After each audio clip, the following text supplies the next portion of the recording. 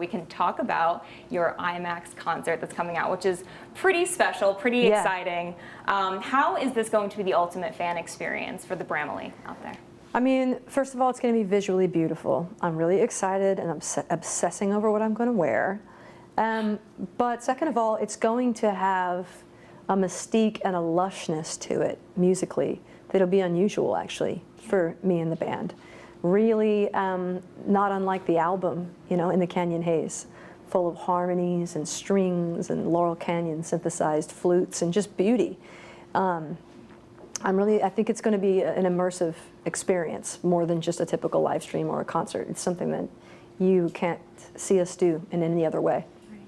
You mentioned your outfit, so now I have to know, why are you obsessed with it? What does it look like? It's just got to be great. It's just got to be perfect, you know? Do you have any ideas? I've seen some things. I tried some things on yesterday. I don't want to give it away, but I know it's going to be perfect. We'll hold for that. Very excited about it. But as you mentioned, though, very much like in the Canyon Haze, I mean, you have the deluxe album that's coming out with this too. How was this inspired by Joni Mitchell, I believe you had said? Well, I mean, by Joni Mitchell, obviously, my queen, my hero. But also, you know, the Mamas and the Papas, and Mama Cass, and CSN, and, you know, Neil Young, and just that Laurel Canyon, Southern California sound. Like, hey, what would In These Silent Days, you know, sound like if we completely reimagined it on the California coast, you know, in the 1970s, 60s even. I love so that. It takes on a different life for us musically, and it was kind of fun because it's a concept album. So it gave us permission to step outside of whoever we think we are right now. Right, and do some covers and things like that, which is pretty exciting. Yeah. I want to ask you about Joni Mitchell, because of course performing with her, everyone was just in awe of the two of you together. Of course, getting her on stage after over 2 decades away from that. What was that conversation like? How did you shoot her a text like, hey, I'm playing, come with me? How'd you do it?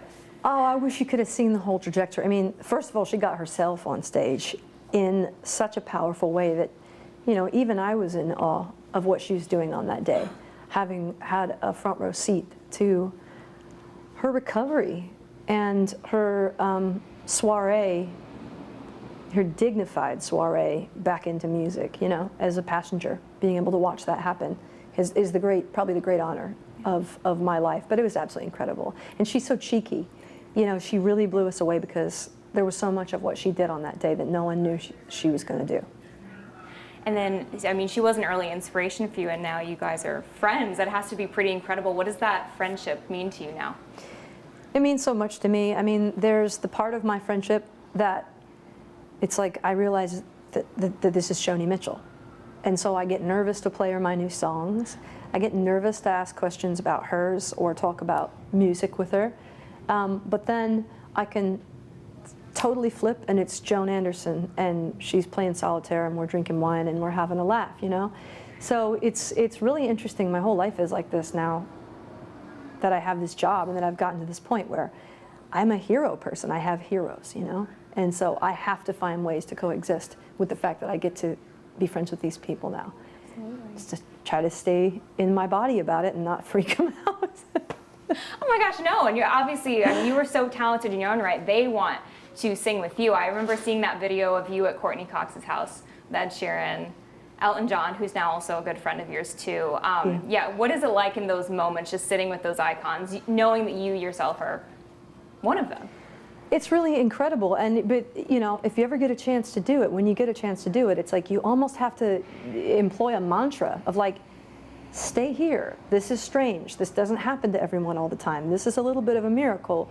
Be here. Don't go out of body. Don't, you know, don't look back on this and remember it, but be here while it's happening. And I try every time. And sometimes I get it right, and sometimes I just, my life flashes before my eyes and I leave my body. Who were some of your other early inspirations, would you say? Obviously Joni Mitchell, Elton John. Yeah. Who else was? Well, there was a turning point, you know, in my life musically, because I was raised on classic country and western music. So I loved Patsy Cline and Tammy Wynette and Loretta Lynn, Dolly Parton, and the Judds, interestingly enough, were my first, second, and third concert. Whoa. So I was a Judds fanatic. I had a Judds jean jacket at school and in Seattle in the 90s, so I don't know if you know what was going on in Seattle in the 90s, but it wasn't the Judds. That was very. It was grunge. And I loved country music. It raised me, and I was so lucky to have so many more women in that genre to listen to, and whose narratives to attach to than people my age do now. But at some point in my adolescence, I discovered Elton John, and then I discovered Bowie, and Queen, and George Michael, and just the fabulousness of dramatic rock and roll. Dramatic rock and roll, that's a good way to put it. Yeah. When did you then decide that this is your career? You know, I'm not going to law school, I'm not going to be a doctor, and this is what I'm meant to do. As long as I can remember, I was like 8 years old. I got out on stage and sang a Roseanne Cash song to about 200 people in this little dinner theater called the Northwest Grand Ole Opry, because Northwesterners, we lust after country music secretly. And I just heard that applause for the first time, and I was like, well, this is it. We're going broke, or we're going all the way. We're done now. In your memoir, you talked about dealing with imposter syndrome, but you were able to work on that. How did you overcome that? You know, by noticing everyone has it. I overcame it by noticing everyone has imposter syndrome, and it's not a unique condition, you know. And I talk myself through a lot of things, and I sing myself through a lot of things, and I have a lot of mantras. But I don't know. I don't know if I ever want to feel like I belong here. I wonder that if as soon as you do, then you don't. Right, that's an interesting take on it. I mean, fair. Yeah. I do want to ask you about your little girls. Mm-hmm. Do they have any musical inclinations? Yes, okay, so they're starting to, my oldest daughter, Evangeline, is like, anybody could get in touch with me about how to handle a sports kid, I could use the help. She's incredibly athletic. Everything she tries to do it's pretty amazing.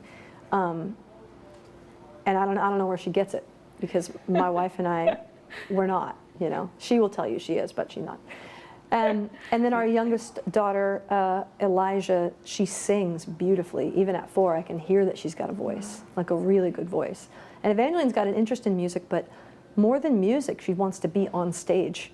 So she comes out on stage every night, which she begs me to do, and then she stands there and won't smile at all, which is humiliating. You wanted to be here. Because it looks like I drugged my kid out on stage, Right. but like I don't even want her to do it, you know. But she just walks out there and goes. Oh no! But she loves doing it, yeah. And so does she dance? Does she do so, or does she she does just not move? She doesn't smile. She doesn't dance. She just wants to be on stage. She wants to hear the applause. I mean, it really is. There's physical energy coming off of an audience that is incredible. So it's kind of fun to watch a little 8-year-old experience it in that way. And lastly, I wanted to get you on this. I know that there's a lot that's going on in the country music world right now. Of course, Brittany Aldean said some things that people weren't extremely happy with. Maren Morris came out and really supported the transgender community. And then you supported Maren, which was really beautiful to see. Why was it important for you to support her? All I can really say about that is that when you see somebody like Maren take up the cause of a marginalized person, when she's not a marginalized person, it helps. It does things for us. It heals our hearts. And there's a snarky behavior around trans kids and around LGBTQIA people, and whether or not we're allowed to fit in with the rest of this world. That is just so upsetting. It really contributes to teen suicide rates. It's traumatic and triggering for me. Yeah. I can't even look at Twitter because of what you're talking about, you know?